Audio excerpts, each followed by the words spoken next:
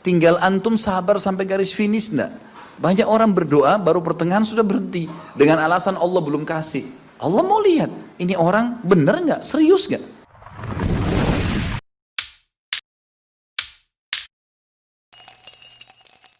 Karena kasus kekufuran saja, malas beribadah, tidak mau jadi orang baik. Hanya itu sederhananya. Lalu kenapa teman-teman? Apapun waswas syaitan yang mengatakan orang beriman itu susah, itu bohong semuanya. Demi Allah orang beriman itu bahagia, tenang. Bisa mendapatkan semua dunia. Allah janjikan. Tidak mungkin salah. Kita melihat orang-orang yang tinggal di Timur Tengah, Allah berikan kekayaan. Banyak orang di Indonesia juga, orang di Asia Tenggara yang memang beriman sama Allah banyak. Saya berjalan dengan orang-orang yang pergi umroh, pergi haji, banyak orang mampu. Banyak orang mampu dan mereka hidup bahagia, bisa. Ya. Jadi bukan berarti kalau kita lagi sulit kemudian kita menganggap oh ini berarti saya disiksa sama Allah atau memang hukuman. Tidak. Antum harus berubah, kata Allah SWT, innallaha la yughayyiru ma biqaumin hatta yughayyiru ma bi anfusihim. Allah tidak akan mengubah nasib satu kaum sampai mereka mengubah nasibnya. Maksud daripada ayat ini adalah, kata sebagian ulama, kalau seseorang muslim dia memohon, merengek, mengadu sama Tuhannya dan meminta apapun sampai dia minta menjadi seorang raja dunia, akan dikabulkan oleh Allah asal dia mau mengubah dirinya. Lalu Allah akan bukakan kepadanya peluang-peluang untuk mencapai apa yang sedang dia minta itu. Dan Allah sebaliknya akan mencukupkan kebutuhan seorang hamba kalau dia mengatakan cukuplah saya begini. Misal ada orang bekerja, dia dikasih sama Allah gaji, dia dapat gaji 2 juta, dimudahkan dia diterima kerja seterusnya. Lalu dia mengatakan cukuplah seperti ini.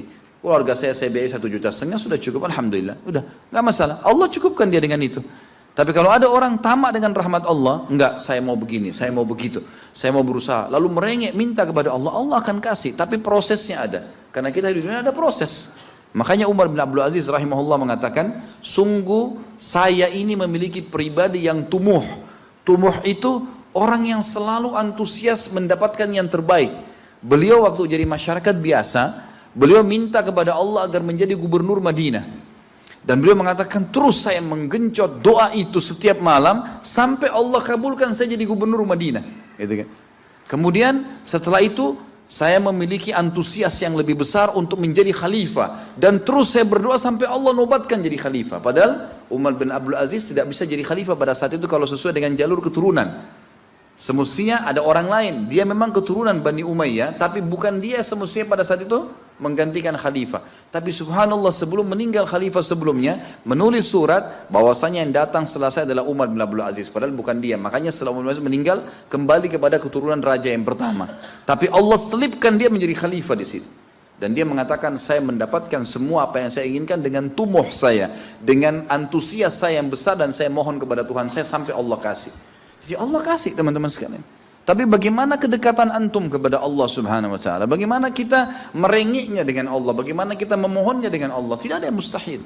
Coba terus minta sampai Allah kasih. Karena setiap seseorang hamba mengucapkan Rabbana atau Allahumma, atau kita mengatakan dalam maksudnya ya Allah, wahai Tuhanku. Begitu kita mulai memohon, itu sudah ada garis startnya ucapan kita. Ada garis finishnya. Tinggal antum sabar sampai garis finish enggak? Banyak orang berdoa baru pertengahan sudah berhenti dengan alasan Allah belum kasih. Allah mau lihat ini orang benar nggak, serius nggak.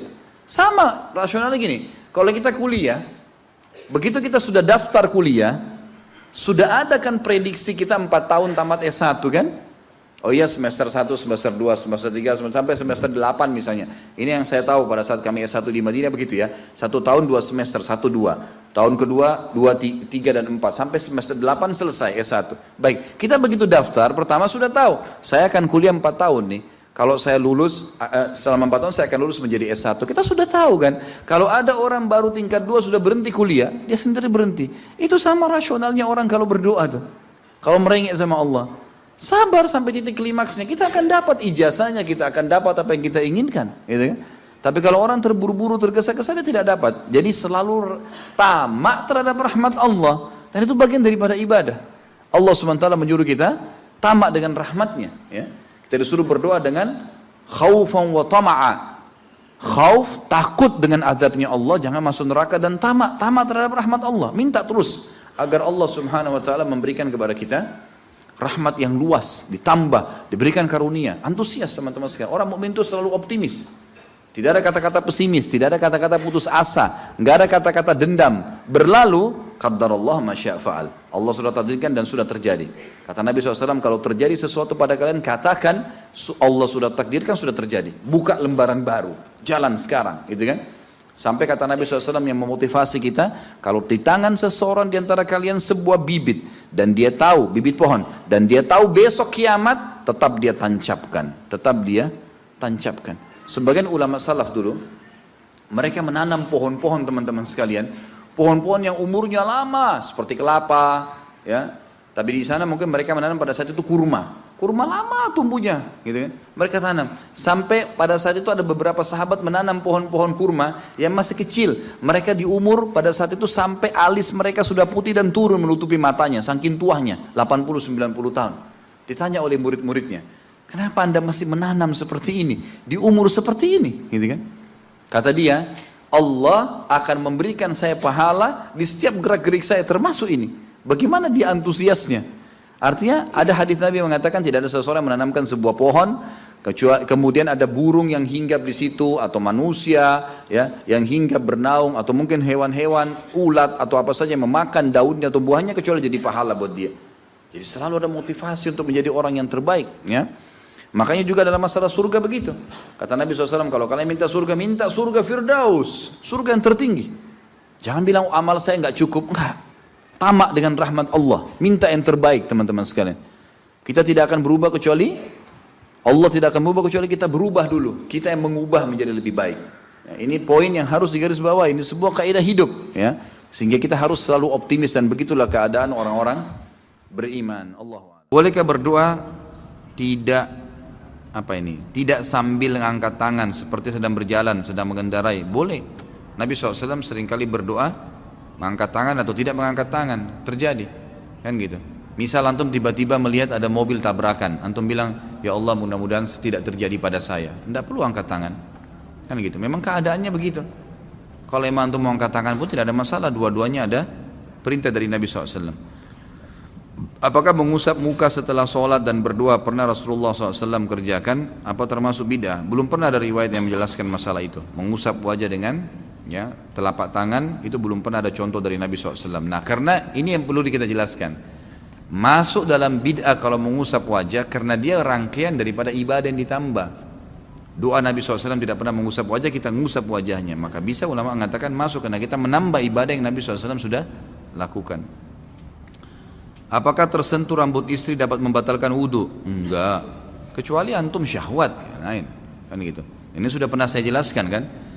Jumhur ulama mengatakan bersentuhan dengan kulit yang bukan mahram, ya, kalau tidak diikuti dengan syahwat, gitu kan, dan tidak sengaja. Kalau yang bukan mahram, ya, istri di sini sengaja pun tidak apa-apa, asal tidak syahwat. Kalau yang bukan mahram, jumhur ulama mengatakan kalau tidak sengaja dan tidak syahwat tidak batal, nggak batal. Tapi kalau sengaja memegang, gitu, maka itu masuk dalam, ya, berhati-hati maka batal. Kalau syahwat jelas batal.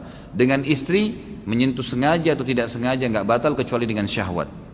Makanya Imam Ahmad rahimahullah menekankan hadis Bukhari, ya, yang berbunyi Aisyah berkata Rasulullah SAW pernah menciumku, lalu kemudian keluar mengimami sholat tanpa wudhu lagi. Ya, kata sebagian ulama hadis, ini kebiasaan Nabi SAW mencium kasih sayang, mencium keningnya istri, atau istri salaman dengan suaminya kemudian pergi sholat, maka tidak batal karena tidak ada syahwat. Kecuali syahwat, antum lebih tahu, gitu kan. Kalau Imam Syafi'i lebih hati-hati. Imam Syafi'i mengatakan pokoknya tersentuh batal, syahwat atau tidak syahwat, gitu kan. Jadi kurang lebih begitu gambar. Apa hukumnya jika ada perusahaan yang memberlakukan potongan gaji terhadap karyawan yang telat dengan alasan gaji yang dipotong tersebut akan diinfakkan? Hak perusahaan itu. Sebagaimana antum juga sebagai pegawai, ya, tidak berhak untuk mengambil gaji yang antum terlambat. Ini sering saya tekankan, ya, hati-hati ikhwas sekalian. Kalau antum akadnya sama perusahaan masuk jam 7.30, gitu kan, keluar jam 5 sore, antum datang pagi hari jam 7:31, 1 menitnya itu harus antum minta ridhonya. Kalau enggak halal tuh, jangan diambil, karena akadnya kan begitu. Lo terus macet Ustaz, ya datang sebelumnya. Kan gitu. Kalau kita biasa keluar jam 6 macet, ya sekarang setengah 6. Memang sudah itu konsekuensinya. Kalau enggak kan jadi haram. Perusahaan punya hak mengambil, dipotong, dihitung 1 bulan dia berapa jam kerja, berapa menit, dibagi kemudian dipotong. Masalah perusahaan ambil untuk dia itu haknya dia, atau dia infakkan itu juga adalah hak dia. Karena memang dasarnya itu sudah bukan hak kita. Kita bukan datang sesuai dengan akad. Apa kata Nabi SAW? Al-mu'minuna ala syurutihim. Orang mukmin sesuai dengan syarat yang disepakati. Apa hukumnya tinggal bersama mertua perempuan dalam satu rumah dalam kasus istri meninggal dengan tujuannya untuk menjaga mertua tersebut? Nggak ada masalah, mertua itu mahram, ya, mahram mertua itu. Bahkan lebih cenderung pendapat ulama fikih yang saya cenderung padanya, ya. Jadi kalau jangankan istri meninggal, berarti masih tetap mertua, ya. Mantan, istilahnya orang cerai suami istri, ya. Ada orang mengatakan mantan mertua, bukan mantan mertua, tetap mahram itu. Walaupun cerai dengan anaknya. Kenapa? Karena Allah Subhanahu wa taala mengharamkan, ya, seseorang menikah dengan mantan anak mantunya, dan seseorang juga diharamkan mantan anak mantu menikah dengan mertuanya. Ya, kan tidak boleh kita menikah dengan mantan istrinya ayah. Ya, tidak boleh menikah dengan orang tuanya mantan istri, nggak boleh. Orang tuanya mantan suami, nggak boleh. Itu mahram abadi itu, selama kita akad nikah, gitu kan. Sebagaimana juga kalau antum menikah dengan seorang janda punya anak, gitu. Kalau antum sudah laki-laki sudah menggauli ibunya, maka anaknya itu mahram abadi itu. Walaupun antum cerai sama ibunya, tidak boleh nikah sama orang perempuan ini yang anaknya dulu istri kita, udah nggak boleh, gitu kan. Tidak boleh sama sekali. Begitu juga dengan perempuan menikah dengan seorang laki-laki, duda punya anak, dia sudah digauli oleh suaminya, ayahnya anak laki-laki itu jadi mahram buat dia, walaupun cerai dengan suaminya, karena tidak boleh nikah lagi, ya kan? Seperti itu.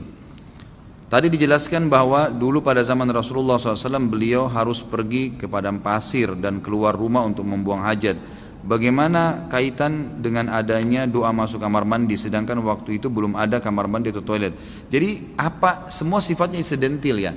Apa yang sudah dibentuk, misalnya antum ambil pelapa kurma, kalau kayak zaman dulu diniatkan untuk menjadi WC, mau buang air besar, ya itu di situ dibaca doa. Bukan berarti WC itu harus sebuah kotak kayak kita sekarang. Kalau sekarang kan lebih rapi saja. Apapun sudah diniatkan. Antum punya rumah 100 meter, kan gitu. Misal 10 kali 10 meter. Terus antum niatkan di depan sekali 5 kali 5 meter, saya niatkan untuk masjid. Di blok kita tidak pakai tidur. Sudah jadi hukum masjid tuh. Tadinya rumah kita. Tergantung niat antum. Kalau sudah diniatkan maka jadi tempat itu, gitu kan? Jadi rumah kita pun tadinya kamar tidur dibongkar nih, semua bukain pintu depan untuk jadi masjid. Sudah niatin, ada azan, ya itu sudah hukum masjid. Sholat tahiyat masjid di situ, hukum dapat sholat berjamaah di situ, pahalanya sudah berlaku semuanya. Begitu pula juga dengan WC tadi yang kalau baru dibentuk sama, gitu kan? Bukankah di zaman Nabi SAW Masjid Nabawi itu pertama dibangun itu sama pelapa kurma masih sementara disusun dengan tanah liat dindingnya. Nabi SAW sudah suruh Bilal kumandangkan azan dan sudah sholat di situ. Padahal belum rampung untuk masjidnya, kan gitu. Seperti itu gambarannya. Saya mau nanya, apakah ada hukum tentang tulisan atau pajangan atau bingkai ayat-ayat Al-Quran yang menjadi hiasan di rumah-rumah? Maksudnya hukumnya boleh atau tidak? Ya ulama sebenarnya ya lebih cenderung menganggap ini adalah perbuatan yang mubah, boleh-boleh saja, gitu kan. Tetapi jangan dianggap itu bisa memberikan manfaat atau madarat. Jadi ayat kursi itu sebesar apapun antum tulis, gitu kan, 10 kali 10 meter di rumah tidak bisa ngusir setan, gitu. Jadi jangan anggap bisa ngusir setan. Quran pun yang kita pajang biar 100 buah mushaf tetap baca setan di rumah. Sedangkan kita lagi baca Quran bisa ngantuk, masih bisa digoda sama setan. Mengusir setan dengan membacanya, gitu kan. Jadi tidak benar itu sering diceritakan di film-film di Indonesia kalau Quran ditempelin teriak-teriak setannya, gitu kan. Kadang-kadang orang kalau ngeruqyah saja bacaannya supaya didaunkan kejiwaannya, setannya bilang kamu salah baca, gitu kan. Bolehkah kita menggunakan media gambar seperti di atas bertuliskan terjemahan ayat Al-Quran dan hadis tanpa kalimat Arabnya sebagai sarana syiar agama Islam di media sosial? Boleh saja, nggak ada masalah. Gambar jalan, ada pohon, kemudian ditulis ayat atau hadis. Ya itu insya Allah tidak ada masalah. Yang penting jangan ada gambar yang berjiwa, ya, manusia, hewan, jin, dan di sini ulama masukkan juga malaikat. Lalu bagaimana pandangan Islam terhadap hukum memajang gambar seperti di atas pada dinding rumah atau dicetak di baju? Sudah pernah saya jelaskan, tidak ada masalah. Selama itu bukan yang berjiwa, nggak ada masalah. Antum punya baju kaos, gambarnya pohon, nggak apa-apa. Gambarnya building, nggak apa-apa. Tulisan, nggak ada masalah. Jangan gambar harimau, gitu kan? Gambar orang, nggak usah. Segala sesuatu yang terjadi pada diri kita itu atas izin kehendak Allah. Ini sahihkah? Jawabannya iya. Pertanyaan tersebut mau ana pakai untuk memberi nasihat kepada orang yang selalu khawatir dalam melakukan segala sesuatu dan jadi lambat sekali dalam bertindak. Contoh, saat mencuci tangan diulang-ulang karena khawatir belum bersih. Saat memakai baju lama sekali karena dicek dulu ada serangga atau tidak. Saat wudu baca doa diulang-ulang dan jadi lama karena khawatir. Ini bukan khawatir, ini was-was dari syaitan. Alladhi yuwaswisu fi sudurin nas, waswasa. Itu bisikan syaitan, nggak boleh ragu. Dan itu akan dihilangkan dengan keyakinan. Ya, dalam hadis dikatakan al-yakinu yazilu syak atau yuzalu syak. Ya.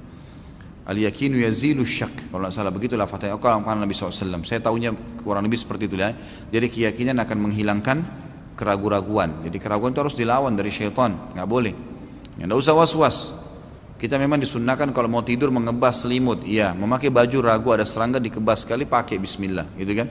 Udah selesai gitu. Ya, tidak usah terlalu khawatir dengan serangga. Siapa yang lebih besar, Anda atau serangga? Nah. Apa ini? Saudara yang perempuan pada waktu di asrama tidur satu kamar dan tidak pernah buka jilbab. Kawannya satu kamar orang non muslim merasa tersinggung, bagaimana solusinya? Ya itu hak dia. Orang non muslim mau tersinggung terserah dia tersinggung. Apa hubungannya? Kan gitu. Nggak usah pikirin apa orang bilang. Kalau anda merasa membuka jilbab takut khawatir fitnah, maka nggak usah buka. Hak kita itu. Jangankan sama dengan wanita non muslim. Wanita muslim aja kita punya hak untuk tidak memperlihatkan, hak kita bebas itu. Kan gitu. Boleh hukumnya mubah memperlihatkan yang mubah saja. Ya itu ulama sudah pernah saya jelaskan dari pundak ke atas, leher ke atas, ya, siku ke bawah, gitu kan, dan lutut ke bawah. Ini yang boleh dilihat, sama mahram pun ini boleh dilihat, kecuali suami. Ayah hanya boleh lihat anak perempuannya yang sudah masuk dalam sinnut tamiz, umur yang bisa membedakan jenis kelamin. 10 tahun itu yang boleh dilihat oleh si ayah, lutut ke bawah, leher ke atas, siku ke bawah sampai ke lengan. Lebih dari ini nggak boleh, sudah nggak boleh, gitu. Bisa jadi fitnah, gitu kan? Sama halnya ibu-ibu juga begitu, akhwat tidak boleh lagi memperlihatkan kecuali ini kepada anak laki-lakinya, seperti itulah. Dan sudah pernah saya jelaskan sampai ke masalah, kecuali suami istri ya, sampai masalah jenazah saja, kalau ada laki-laki meninggal, anaknya yang perempuan tidak boleh mandikan jenazah ayah laki-lakinya, ayahnya dia. Anak perempuan, anak laki-laki nggak boleh mandikan jenazah ibunya. Yang boleh suami istri atau sesama jenis. Ya, karena ini memang sudah batas, nggak boleh memang, sudah nggak boleh lagi. Ini sesuai dengan sabda Nabi SAW, perintahkan anak kalian, ya, sholat di umur 7 tahun dan pukullah mereka di umur 10 tahun dan ini saksi bahasan, pisahkan mereka di ranjang. Kata ulama pisahkan di ranjang artinya tidak boleh lagi saling melihat, ya, tidak boleh lagi tidur bersama-sama. 10 tahun itu sudah nggak boleh. Termasuk nggak boleh tidur sama orang tuanya. Bila kita berbuat kebaikan, apakah pahala kita akan sampai kepada orang tua kita yang sudah meninggal? Dan apakah benar bila kita berbuat dosa, maka dosanya pun akan terhubung dengan orang tua yang sudah meninggal?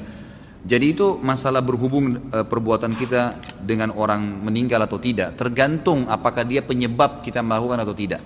Orang tua atau bukan. Misal, orang tua memang dasarnya mengajar anaknya berbohong dari kecil. Pada saat anaknya terapkan, orang tuanya dapat dosanya. Pada saat orang tuanya ngajarin jujur atau amanah atau sholat, lalu anaknya kerjakan, dia dapat pahala.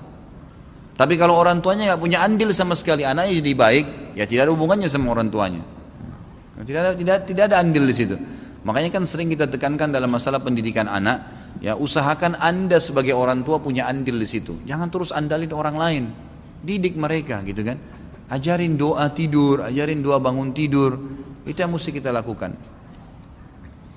Apakah athar sujud atau bekas sujud pada kening merupakan tasyabuh dengan agama Syiah? Gak ada. Mana ada orang Syiah punya athar sujud? Itu kan terbongkar itu. Beberapa tokoh Syiah yang dahinya hitam itu ternyata pakai batu panas di kepalanya. Dilengketin di dahinya batu panas. Nggak ada hubungannya dengan mereka sujud. Subhanallah. Itu asar sujud juga biar antum sholat sujud lama nggak muncul-muncul kecuali Allah mau. Itu bukan dibuat-buat emang. Nggak ada hubungannya tasyabuh dengan Syiah. Orang Syiah yang mau bertasyabuh dengan kita, yang mau mengikuti ahli sunnah, ya karena ulamanya rata-rata ahli sunnah itu sudah asar sujud karena mereka sudah paham. Maka mereka juga ikut-ikutan. Salah satu ulama Syiah sekarang yang paling ditokohkan itu yang dahinya hitam sekali. Antum kalau dengar ceramahnya antum ketawa, subhanallah. Nggak ada isinya ceramahnya, sampai dipermalukan di Irak. Bisa bagaimana dahinya bisa hitam betul. Dibongkar oleh orang awam. Salah satu pembawa acara di TV Iran mengatakan orang-orang ini ternyata meletakkan batu panas ya di lantai yang mereka biasa pakai sujud, lalu sengaja dipanasin dan mereka sujud dengan waktu tertentu untuk supaya menarik orang, menarik audiens, karena itu punya daya nilai sendiri. Naudzubillah ya. Bagaimana hukum menjual boneka yang dijual bukan untuk anak-anak, boneka berbentuk Doraemon, Mickey Mouse dan yang tidak menyerupai ciptaan Allah? Sama saja, nggak usah. Memang kalau tidak jual Doraemon tidak bisa makan, nggak usah lah, syubhat itu jauhi aja.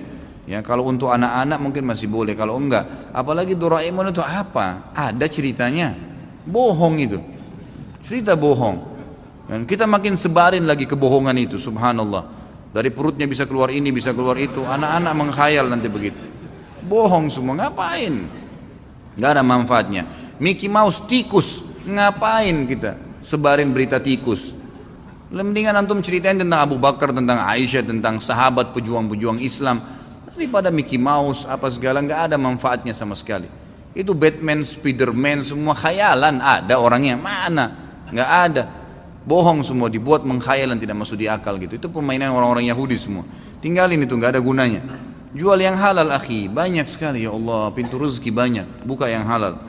Bagaimana dalil mengenai laki-laki tidak diperbolehkan memakai celana ketat? Ana hanya mendapatkan dalil hukumnya isbal. Celana ketat itu pakaian ketat masuk dalam hukum dilarangnya menutup, memperlihatkan aurat, gitu kan? Dan juga masuk dalam firman Allah SWT masalah menggunakan libasut taqwa. Wa libasut taqwa dzalika khair. Libasut taqwa, pakaian taqwa adalah pakaian yang lebar tidak membentuk aurat. Karena memperlihatkan aurat di sini tidak harus telanjang bulat, tapi membentuk aurat itu, memperlihatkan bentuk tubuh itu sudah memperlihatkan aurat namanya, gitu kan? Makanya dilarang kalau memakai libasut taqwa harus lebar, seperti itulah, gitu kan? Hukum barang yang tertukar, contohnya sendal pada saat sholat hanya tersisa satu pasang saja dan tidak ada lagi. Ya, bagaimana? Tinggalin, masa antum mau pakai satu saja? Ada-ada saja yang bertanya, Masya Allah. Siapa saja yang boleh bersentuhan antara laki-laki dan perempuan? Semua yang tidak boleh anda nikahi atau yang sudah terlanjur jadi istri ya. Apakah doa setelah sholat duha saat ini dalilnya lemah? Doa setelah sholat duha saat ini dalilnya lemah karena beberapa yang saya baca katanya doa Allahumma inna duhauka itu dalilnya lemah. Jadi seharusnya baca apa setelah sholat duha? Hadisnya lemah sekali itu karena dalam perawinya, dalam sanadnya itu ada pembohong ya. Dan ulama mengatakan tidak ada doa khusus dari Nabi SAW pada saat selesai duha. Anda tanya doa apa ya? Doa apa saja dan jangan khususkan doa setelah duha ya. Tidak pernah ada dalil Nabi SAW mengkhususkan doa setelah duha. Tapi kalau anda punya hajat boleh disampaikan pada saat itu. Dan tidak ada doa khusus. Ayah sakit stroke dan anak wanita kandung harus memandikan setiap pagi dan sore. Apa hukumnya Ustaz? Sedangkan tidak boleh seorang anak kandung menggunakan celana pendek di depan anaknya yang balik. Dan diharamkan anak wanita mandikan jenazah ayah kandungnya. Kalau seandainya tidak ada yang lain mengurusnya, masuk dalam bab daruriyat. Daruriyat memang itu tidak ada masalah, gitu kan? Seperti hukumnya kalau seorang wanita, pernah saya kasih contoh, mau berobat, mau melahirkan, tidak ada dokter perempuan, harus dokter laki-laki, bolehkah? Bukan hanya sekedar memandikan, memang mengeluarkan bayi dari kemaluan perempuan itu. Ulama mengatakan boleh. Sebagaimana juga Nabi SAW menggunakan tenaga beberapa sahabiat mengobati laki-laki satu sahabat yang sedang luka di medan perang. Kalau dalam pengobatan berbeda, gitu kan? Ini kan termasuk perawatan, pengobatan. Kalau ada orang lain, alhamdulillah, anda punya rezeki, cari seorang laki-laki yang baik, yang soleh, bayar dia, gitu kan? Bayar dia, kemudian insya Allah ya, disuruh urus, itu bisa. Calon TKI harus menghubungi siapa? mohon nomor telepon. Ini maksudnya mungkin yang kemarin ya. Oh, yang saya iklanin kemarin yang kalau mau kerja tukang besi dan tukang kayu ya, silakan hubungi ke HP saya, gitu kan. Nanti insya Allah setelah hubungin saya, insya Allah nanti saya akan hubungkan setelah saya data beberapa orang ikhwah, saya ambil data-datanya, nanti saya akan bawa ketemu dengan sepupu ayah saya langsung. Kemudian nanti antum akan ada pengetesannya. Setelah antum tes lolos, antum silahkan berangkat insya Allah. Dan ini dalam setiap hari ini selalu ada pengetesan dan selalu ada, kalau nggak salah kemarin pemberangkatan ada 600-800 orang gitu. Silakan hubungi saya ikhwah, kalau memang antum belum punya nomornya 08787 807 1504. Nggak ada siaran ulang ya, sudah cukup. Menindaklanjuti penawaran Ustadz, ini sama. Syarat-syarat apa saja? Apa yang harus ditanggung oleh calon TKI? Bagaimana kalau calon TKI tersebut tidak memiliki dana? Menghubungi siapa? Ya, kenapa Ustadz semua yang ditanya masalah ini? Ya, setahu saya Allah alam tidak ada, dia harus punya keterampilan saja, tidak dibutuhkan ijazah, gitu kan. Setahu saya juga beliau belum menyampaikan ke saya batas umur, ya. Tapi yang jelas punya kemahiran di besi yang kalau saya lihat tesnya, kemarin sempat saya ajak teman-teman Wisol untuk ke tempat pelatihannya di daerah Cibubur, itu memang bagaimana mengikat besi dengan besi, gitu kan. Kemudian membuat kayu pun itu bukan membuat furnis, ya. Bukan furnitur yang dibuat ya, bukan sebuah kursi enggak, tapi membuat kayu untuk mengatur sebuah dinding semen. Hanya begitu saja yang saya lihat tesnya dari orang-orang Timur Tengah yang datang kemarin, dan banyak sekali ya dari kaum muslimin yang berhasil ke sana, enggak ada masalah. Tapi kalau bagi saya sih sebenarnya saya berani iklanin di pengajian ini karena saya tahu sumbernya itu dari sepupu ayah saya sendiri, dan kemudian orangnya terpercaya di keluarga kami ya. Kemudian juga ini karena Masjid Haram. Kalau kerja di Saudi secara umum saya nggak repot-repot ngurus gitu. Tapi karena antum bisa sholat 5 waktu di Masjid Haram, azan antum pasti berhenti, tinggal sholat saja. Karena pasti berhenti, antum dilarang bekerja kalau lagi azan gitu kan. Antum bisa sholat malamnya setelah 8 jam kerja, antum bisa istirahat, bisa hadir di halaqah para ulama, bisa belajar bahasa Arab, kan 2 tahun kan gitu. Setahu saya begitu. Kalau masalah anggaran biaya nanti antum bisa bicara sama orangnya langsung insya Allah gitu kan. Nanti setelah saya data beberapa orang, karena saya bilang sama dia nanti saya data beberapa orang dulu, baru kemudian saya bawa kepada dia gitu. Saya mau tanya, jika kita sudah berusaha rajin ibadah, sholat, puasa, zikir, wudhu, tapi masih saja mudah marah pada sesuatu yang sepele saja, bagaimana menurut Ustadz? Bagaimana solusinya agar tidak marah? Hubungi Ustadz Sahal, Ustadz di Ruqyah ya. Ya. Mungkin sampai situ dulu karena ini pertanyaannya masih banyak dan insya Allah waktu sudah jam 9 lewat. Jadi selama ini saya suka bicara masalah Ruqyah. Ini kebetulan beliau hadir, silakan. Bisa dikontak langsung kalau ada yang bermasalah, suka mimpi buruk, suka banyak syaitannya, malas ibadah. Nah ini tiap hari bunuh syaitan, jadi bisa dihubungin. Kemudian juga kemarin jazakallah khair ada salah seorang ikhwah yang sudah 2 kali memberikan saya baju. Yang antum lihat ini dikasih hadiah oleh beliau. Saya mengatakan jazakallah khair dan saya merasa cocok. Kalau ada yang suka nanti bisa dihubungin. Saya nggak tahu hadir nggak malam ini orangnya gitu. Saya nggak tahu dikasih karena supaya saya pakai saja atau untuk promosikan. Saya sampaikan apa adanya gitu ya. Baik, sampai di sini insyaallah semoga Allah berkahi majelis kita. Kalau ada benar dari Allah, kalau ada salah dari saya mohon dimaafkan. Subhanakallahumma bihamdika asyhadu an la ilaha illa anta astaghfiruka wa atubu ilaik. Assalamualaikum warahmatullahi wabarakatuh.